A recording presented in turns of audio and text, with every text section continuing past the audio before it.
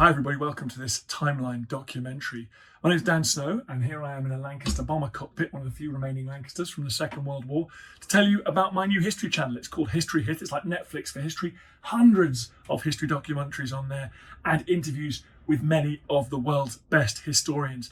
Follow the information below this film or just search online for History Hit and make sure you use the code TIMELINE to get a special introductory offer. Now enjoy this show.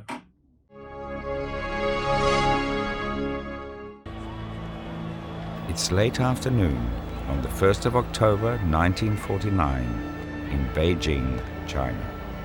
Although few around the globe are yet to understand it, this is a moment that will go down in history as one that changed the world.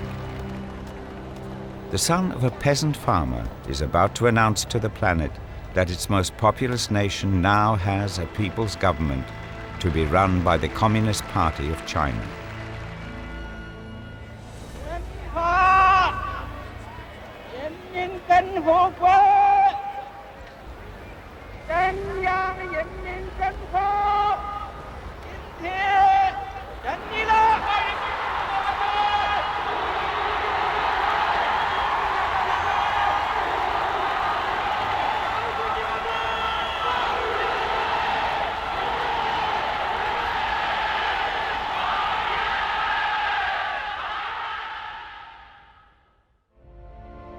A century and a half earlier, Emperor Napoleon Bonaparte of France had suggested letting the Chinese giant sleep, because when it awoke, the world would tremble. Today, Mao Zedong's historic words from Tian'amen Tower will be a sign that Napoleon's giant is stirring. 60 years on, and the world is under no illusions about China's sleeping habits. Parades like this one in 1984 established China's military might and organization in spectacular fashion.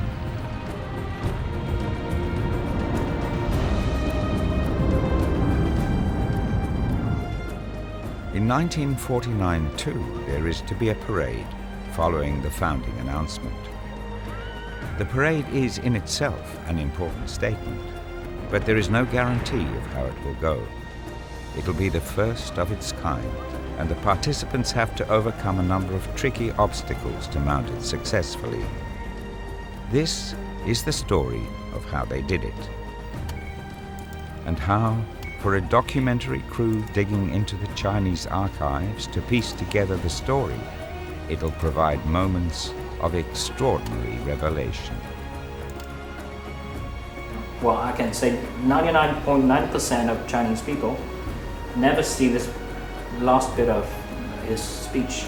Yes, I just heard it, and I can't believe it. Yeah.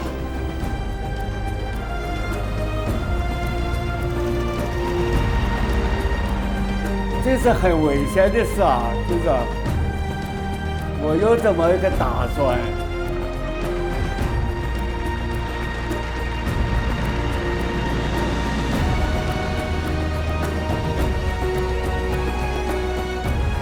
这种盛况，那只能是那一天。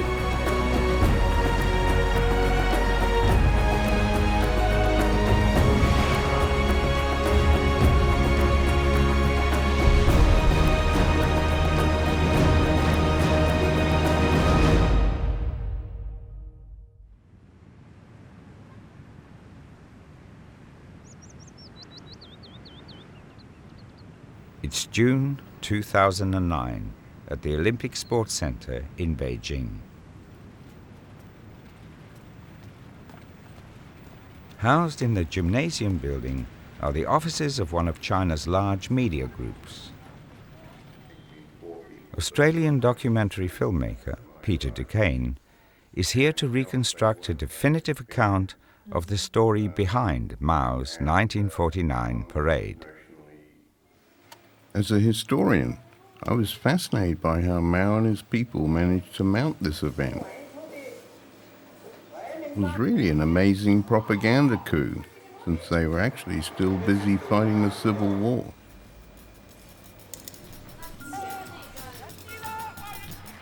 As Mao Zedong and his fellow communist revolutionaries soak in the atmosphere and adulation of the crowd, they have every reason to look and feel elated. For this represents the climactic moment in a titanic struggle for control of China that has been going on ever since the abdication in 1912 of Pu Yi, the last emperor of the Qing dynasty. The intervening period has seen a veritable galaxy of armed factions jostling for power throughout China. The invasion by the Japanese in the 1930s has united many of these diverse groups. And by the time Japan surrenders in August of 1945, there are only two main contenders left slugging it out for the great prize of governing China. The favorite would appear to be Chiang Kai-shek, leading the Kuomintang Nationalist Government, or KMT, with their capital in the southern city of Nanjing. But in the other corner is one of the great figures of world history, Mao Zedong, and his totally dedicated and idealistically motivated Communist Party of China. Mao has the backing of the Soviet Union, and Chiang the support of the Americans. At times, the two have united to repel the Japanese. But by 1948, they are locked together in a bloody endgame that can see only one winner.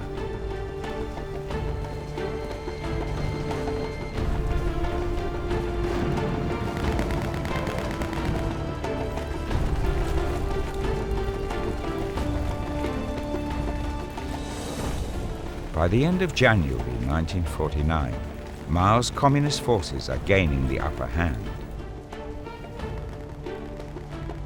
When a KMT general surrenders Beijing, then known as Beiping, without a fight, the signs are not looking good for Chiang. It's the symbolic seat of imperial power, and on the 3rd of February, Mao's People's Liberation Army, or PLA, enters the city.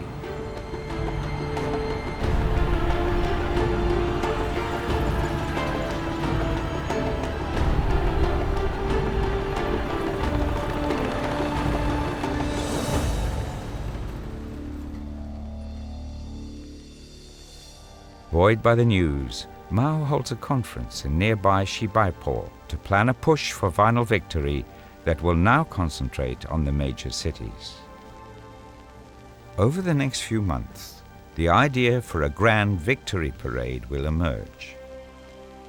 Along with the parade, it is decided to make some other symbolic changes. To define themselves as different from the perceived corruption of the previous KMT regime, they'll change the name of the country itself, switch the nation's capital back to Beiping, and rename it Beijing. They'll also create a new national flag and anthem and adopt the Christian calendar. The details will be worked out at a conference in June prior to holding the big event. Shortly afterwards, Mao arrives in Beijing and famously tells Zhou Enlai that they are now about to sit the imperial exam.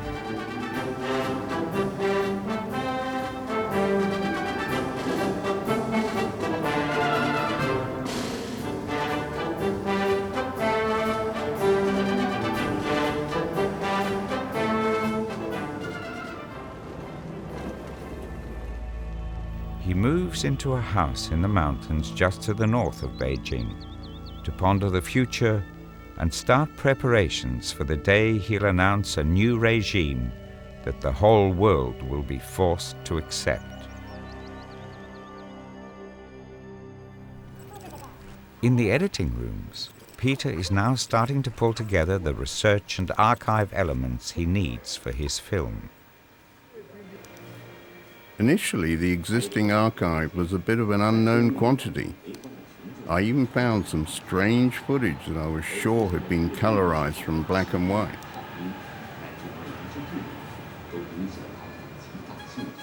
But I did find that over the years a number of interviews with eyewitnesses had been filmed, especially with participants in the parade itself, which was ideal.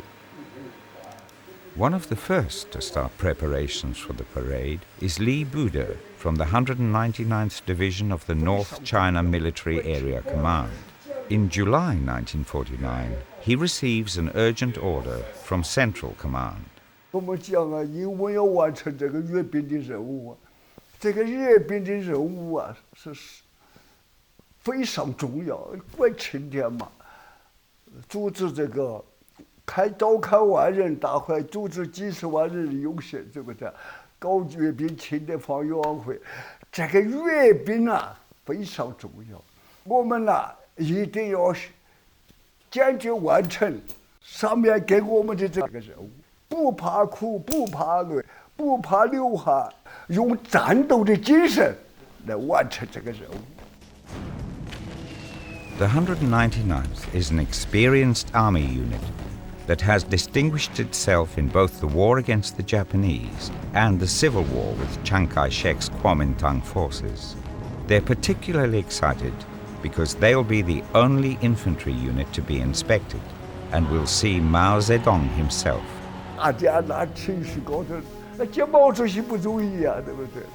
我们天安门呐，毛主席检阅我们见毛主席，这是多么好的机会啊！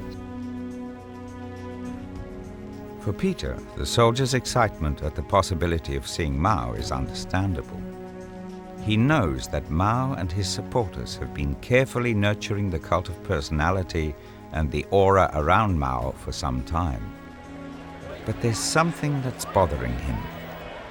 Right from the start, all the archive records and films I was being given featured the same bit of footage of Mao announcing the establishment of the new government. In fact, I'd used it myself in 2 other films. But I'm thinking to myself, hang on a minute, Mao's a great communicator. He's got a huge and wildly enthusiastic crowd in front of him, and he's trying to send a major message to the Chinese people and the outside world. Surely he would have said more than just one sentence. But after a bit of digging, sure enough, I find the text of what turns out to be another 613 words when translated into English. Great, I thought, so there must be footage of this, and asked my Chinese researchers to try and track it down. As his team starts searching for the extra Mao archive, Peter returns to the story of the preparations for the great event.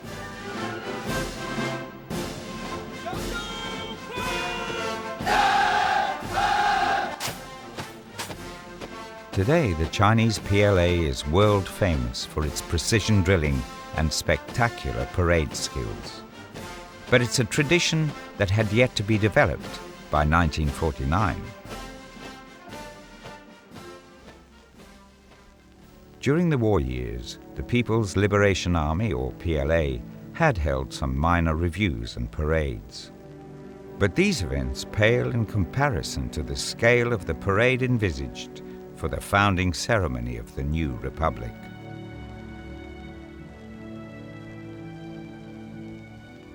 The initial plan for the 1949 event consists of 3 parts: a founding ceremony of the Central People's Government, a grand parade of the army, and some parade activities of the general population. Exactly how to conduct the parade becomes the central issue. Mao articulates what's at stake, declaring, "Because it is the first parade after the founding of the state, we must make it a success." The first question is, where to hold the event?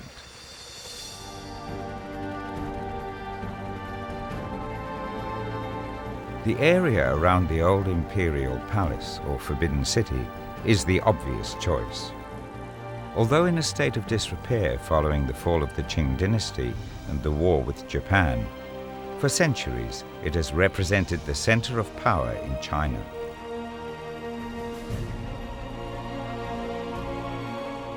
The monumental gate barring access to the Forbidden City is known as Tian'amen Tower, or the Gate of Heavenly Peace. The structure had been used for important proclamations such as imperial enthronements or marriages, and provides the ideal venue to symbolize the advent of a new era. The Chinese organizers have arranged for Peter to visit the famous landmark for himself. For Chinese from every corner of the vast country, it's a kind of sacred site, and thousands flock to see it every day. This is the place where it all happened on October the 1st, 1949. And this picture of Mao has been replaced in the 70s, not the original photograph. Accompanying Peter is Mr. Chu, a man that will have a major role in helping him reconstruct the story.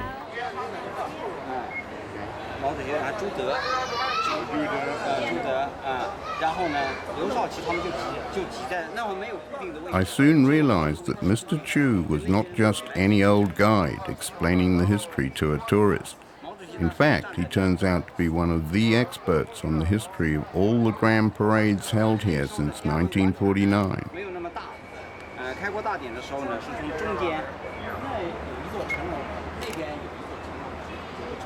Mr. Chu explains to Peter that today's Tian'amen Square is significantly different than 60 years ago, when it was a much smaller area. This is MENG Zhaorul, a photographer just shy of his 80th birthday. On this very day and spot, in late September 1949, he was taking photos near the Tian'amen Tower. The people are clearing weeds, preparing the area for the founding event. Then a 19-year-old reporter for a military publication, MENG has been observing the dramatic changes taking place following the fall of Beijing to the communists, and knows that this place is soon to be the central stage of a key moment in China's history. 好像每一天都是在幸福当中，都是非常新鲜的人，都没见过，哪儿见过啊？是吧？就是这个，一个是新闻事件非常大，一个是都很激动人心。 But before Mao's grand parade idea can be realized, there is a lot of work to be done, and only 3 months to get it organized. It's soon clear that the alignment and formation of the 199th Infantry Square will be critically important. Whilst the unit was busy fighting the war, formal drills were rarely conducted. Now, for many of the soldiers, such training is more difficult than actual combat. And it's summer in northern China, with scorching hot temperatures. 训练了一天8个小时，上午4个，下午4个。就这个训练困难，不如打仗了。打仗它就是一方面单从啊，训练了它这课没多，你等着课就是课。 How they will look on parade is also important, and most of their equipment and weapons have been captured and are of varying models. 我们自己还不会操枪啊，我们自己只会操个手榴弹，不会操枪，都是教的敌人的，啊，最好的步枪是日本的3把大杆。 To standardize their weapons, all Type 38 rifles seized by other units are immediately reallocated to the 199th Division. And there are other, less obvious problems to address. 我们呢都养成了吧，这个早晨起床打小便，阅兵的时候，这就没有事儿了吧，对不对？这个养成啊不容易，这是个生活习惯呐，这是个生理习惯，是不是？但是我们都做到了。 Training people to control their bodily functions is one thing, but for the cavalry unit, that's not an option. There are nearly 2,000 horses, and as they parade, they'll leave an ever-growing collection of droppings. And the parade ground will also be slippery. 一地它有时候滑呀，滑就那个有的前后啊就不一样的，是不是？一滑呀，哎，地是长的都不滑了，哎，就是整了两件事儿，一个定长，一个是搞那个布兜子在后边儿，哎，大便拉不到，钱都没钱。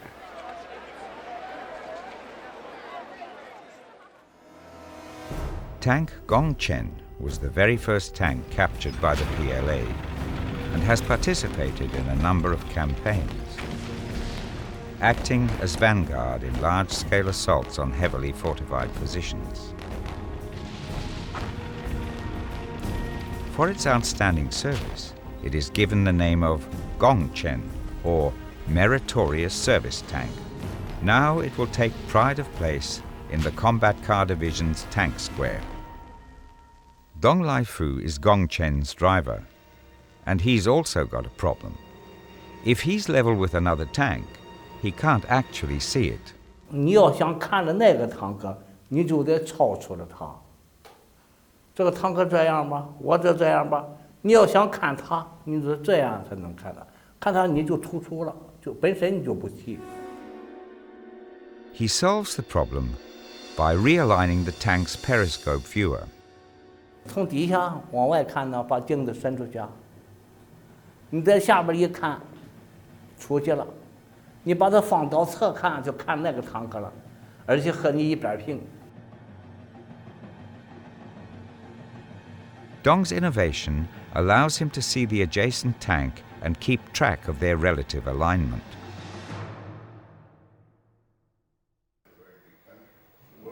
As the edit progresses, Peter takes a couple of days off to conduct a workshop with Chinese documentary makers in Shenyang in Manchuria. Talking to them afterwards, he mentions his hunt for extra footage of Mao's speech on the 1st of October 1949. The next day, they give him an unexpected gift. It was an old and moth-eaten looking VCD, but on the cover I could clearly read the magic words, live recording of founding ceremony of China. Bingo, I thought. This might just have what I'm looking for, or at least the audio of Mao's speech, if not the footage as well. When I got a chance to look, it was actually quite nerve-wracking, as there was a lot of music and narration leading up to Mao's announcement.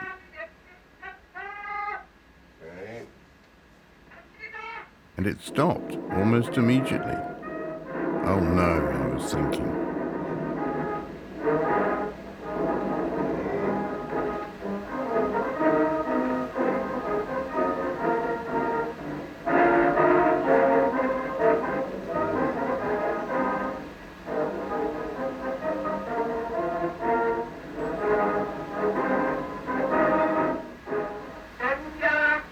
But just when I was beginning to get really worried, he started up again.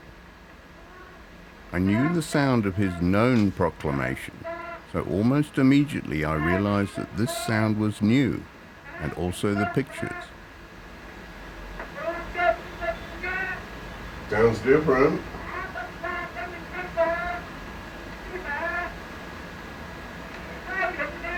It is different. Great.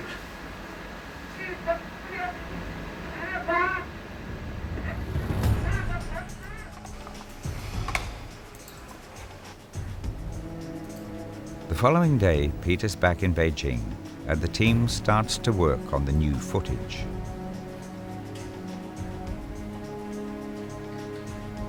But there's a problem. Some of the audio quality is extremely poor, and translator Keran is struggling. Well, it's very difficult to understand what he says. So Why is that? I think it is because he comes from Hunan province. It's different, very different from the Mandarin, you know. And actually, I come from south part of China, but I cannot get his words. Very, very hard. Yeah.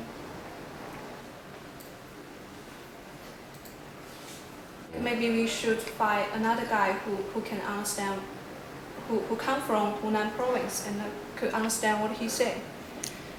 But I don't think we have the people in our company who speaks Hunan province, Hunan dialect. Okay, thanks. Peter starts the search for a translator from Hunan province to help out. But then, unexpectedly, Mr. Chu arrives at the edit room with a priceless present. He's got a section of Mao's speech with much better sound quality, and also some footage which may match it. For me, this was really exciting. Working with Mr. Chu's help, our editor got to work straight away to sync up the material. There were a few distinctive moments in Mao's delivery that might help. And after only about 10 minutes or so, we got our breakthrough.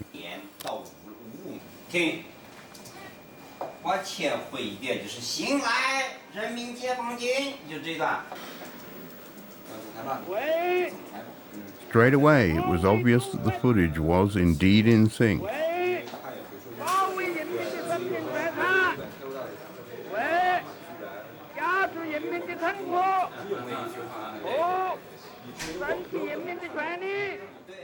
This was great, but we still didn't know what Mao was saying.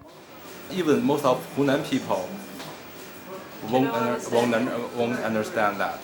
So what you're telling me is that the leader of the new Communist China is making a speech that nobody really can understand. Yes, true. How incredible. Yes, I just heard it, and I can't believe it. Yeah. I guess it was about this point that the true enormity of the situation struck me. If these people couldn't understand what Mao was saying, then of course it followed that the vast majority of the crowd listening on that historic day wouldn't be understanding him either. To me, this was just mind-boggling. After all, can you imagine Barack Obama electioneering to the American people in Swahili, or the great orators of history like Kennedy, Martin Luther King, Hitler, Churchill, etc., swaying their people in a language that almost none of them could understand? Quite unbelievable, but nevertheless true. Now I was really hooked by this whole thing, and actually became kind of obsessed with reconstructing and translating as much of Mao's speech on that day as I could.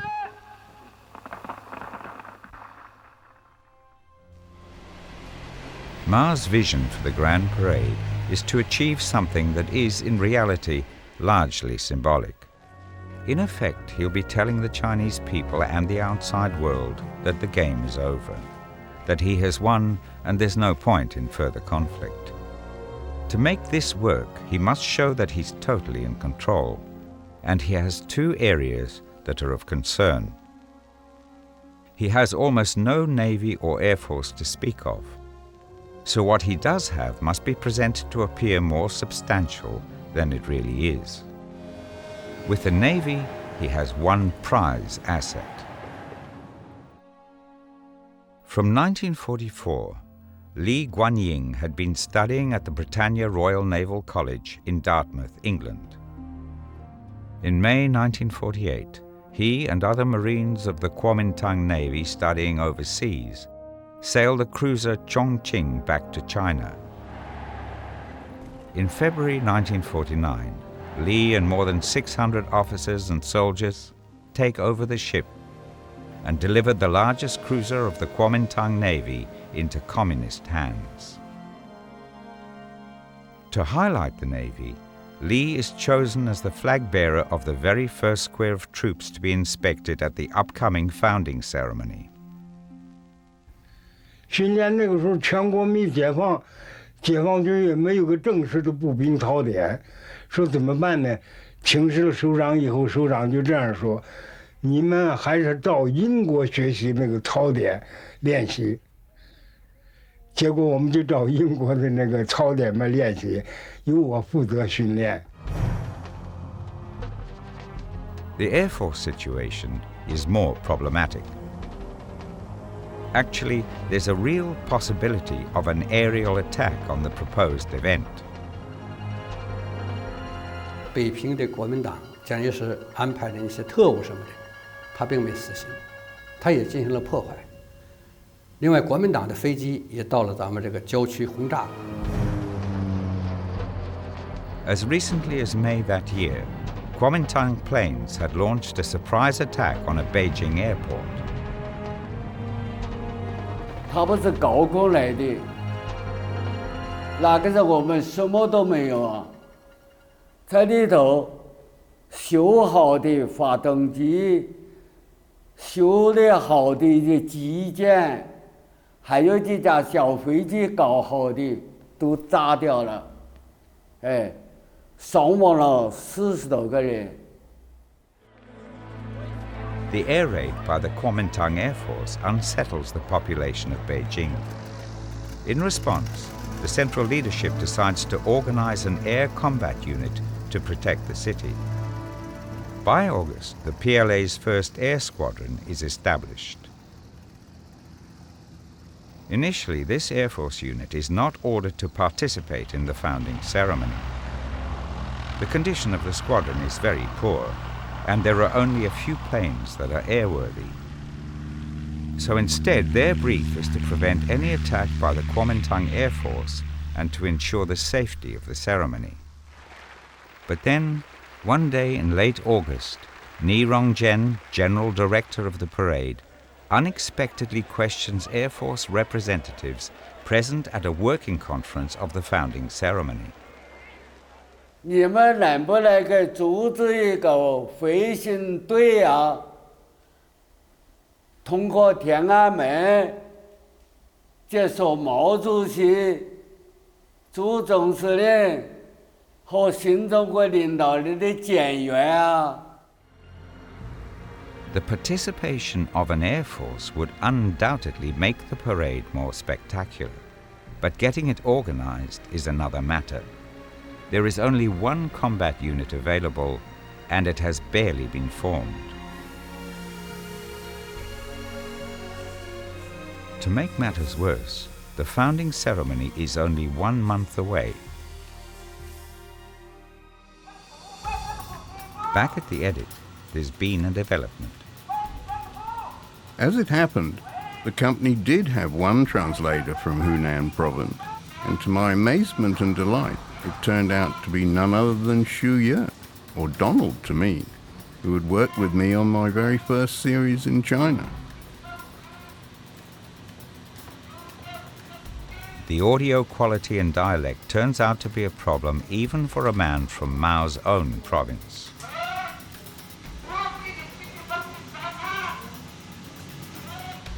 So how are you doing with that? It's really hard. It's not really easy to hear it.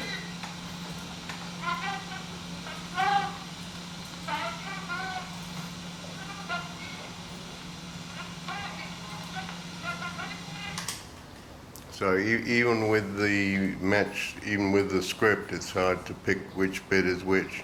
Well, I think I can really, I can guess which part it is, but to tell exact words is really hard. Mm. So, but you're the man from Hunan, right? Yeah, right. But, the dialect in the southern part of China is really, it differs a lot. Even, my place is only about 100 kilometers from what he comes from, you see. And the language that we speak is totally different. I can't, even when I was there, I can't really understand those dialects. Mm. But you've got a better idea than the other people here, right? Anyway, it's from the same province, so some of the way of speaking and the words that they use could be the same, but only the pronunciation is really different from the others. Mm-hmm. Okay, so do you think you're going to be able to match it up for us? I'll do my best to sing it, but I can't give you any promise.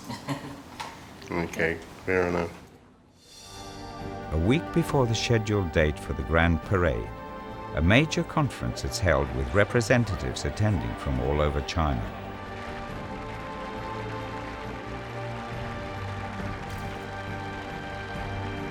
They'll elect the new government members and also vote on the new national flag and anthem. During the meeting, planes are suddenly heard overhead. Mindful of the air raid in May, many of the representatives are scared. Conference chairman Zhou Enlai advises them not to panic. 他说，是我们解放军自己的飞机，他们来保卫我们的大会，他们还要参加建设新中国的庆祝大会。哦，大家就鼓掌，高兴得很，说有我们自己的飞机了。 After emergency repairs and trial flights, only 17 planes are considered suitable for the flyover. And there's another issue. The primary task of the air squadron is to protect Beijing from aerial attack. But they're planning to use all the planes available to participate in the formation flight. Fang Hui now proposes a bold but risky idea to the general director of the parade, Ni Rongzhen. 我就给他说了，简单的说了一下，我想我准备2架在下面带弹的，还搞2架在空中带弹的，这是很危险的事啊！这是，我有这么一个打算。 Ni Rongzhen finally approves Fang Hui's suggestion and in fact decides to arm several planes in case of an air raid. 这是个政治飞行，是这我了解，不是一般的，要吃了事故啊！他还点到我，你这个小家伙你吃不了。 It remains, however, a top secret operation. Only the pilots with armed planes will know, and even other squadron members are kept in the dark.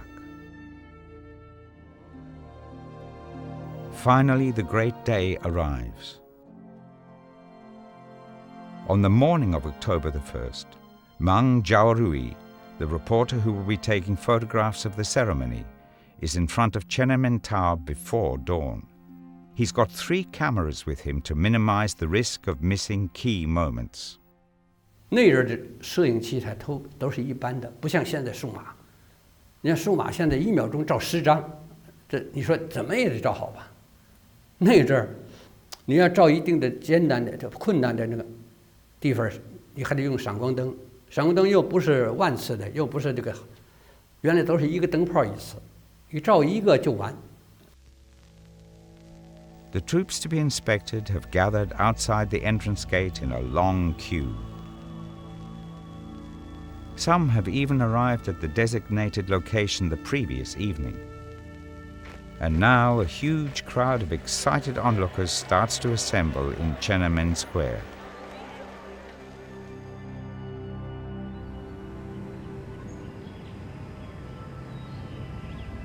At the edit, Donald has finally completed his work on Mao's speech. Everybody in China, I can say 99.9% of Chinese people never see this last bit of his speech. What we actually heard is just he is saying that this country and the central government is established. Only the first sentence, nothing else. Well, this is really fabulous and valuable, really valuable. I guess nobody actually, well, even this is for quite particular for every Chinese people. You know, they've never seen this before. You could be the first person to match the whole of it up. Yeah.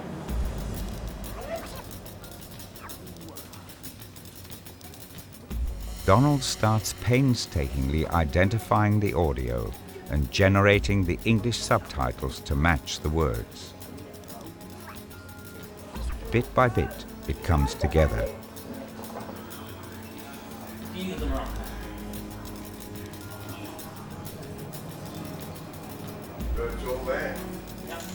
And finally, Donald confirms that yes, here it is. Mao's message to the world from that day, and in sync. Well, I can't be 100% sure, of course. But if what my Chinese friends are telling me really is true, this will be a real contribution to the historical record. And if so, all the effort involved will have really paid off as far as I'm concerned.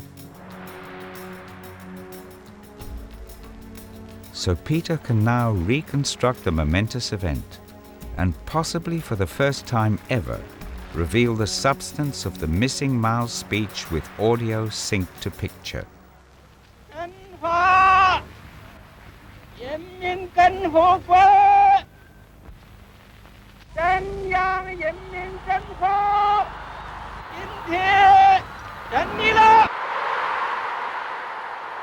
This is the one sentence that the world is familiar with. But Mao has more to say. Firstly, a message to the Chinese people.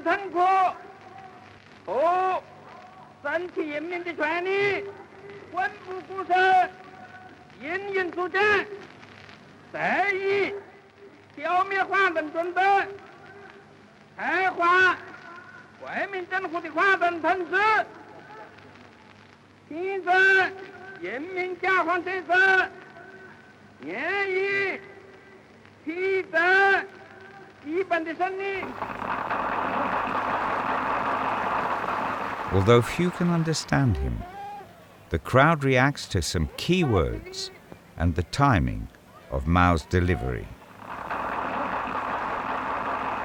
After effectively claiming victory for the benefit of his domestic audience, Mao's final statement is directed to the outside world.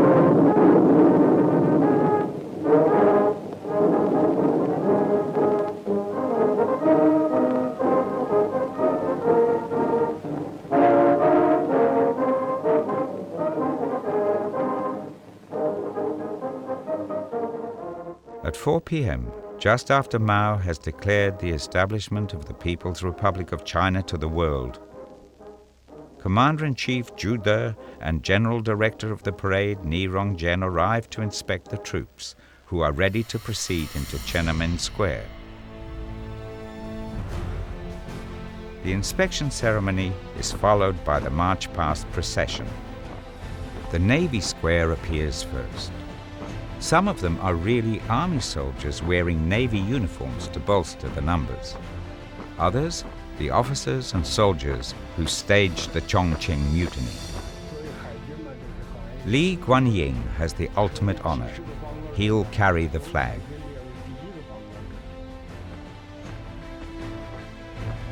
Unfortunately for Li, as he lowers the flag 45 degrees in salute, a gust of wind rolls it around the pole.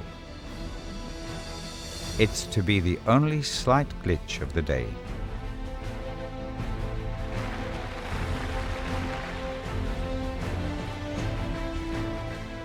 Now it's the infantry's turn. It takes only a few short minutes to walk down the 350-meter road in front of Tian'amen Tower.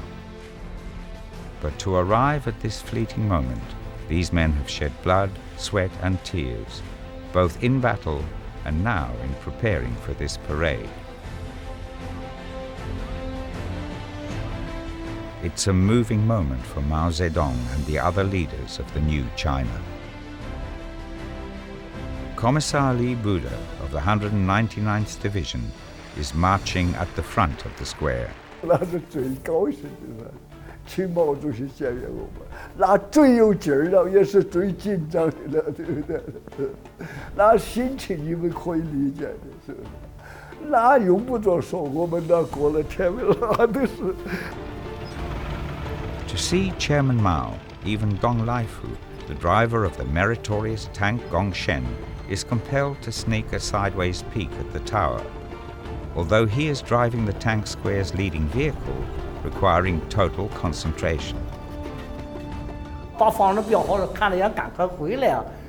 也赶着告诉自己不能多看呐，就这么看。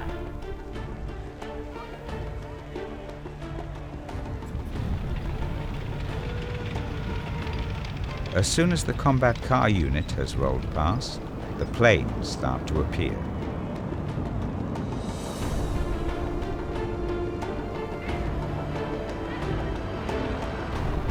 As they fly past, some observers count them and determine that there are 26 in the formation. But there are really only 17 as originally planned. In fact, the 9 fighters that passed first secretly circled behind Tian'amen. 到东直门那边就转过来，正好又接到我们的后头通过的，就多了9架飞机。The 9 fighters join the inspection formation again. But none of the foreign reporters present realize how they have been deceived. In the communiques they send afterwards, they report that overnight the Communist Party of China appears to have its own air force of at least 26 planes.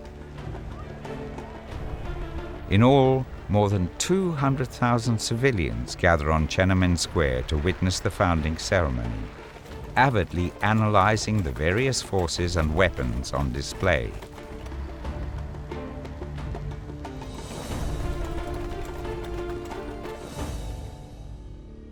MENG Zhaorul uses almost all his rolls of film.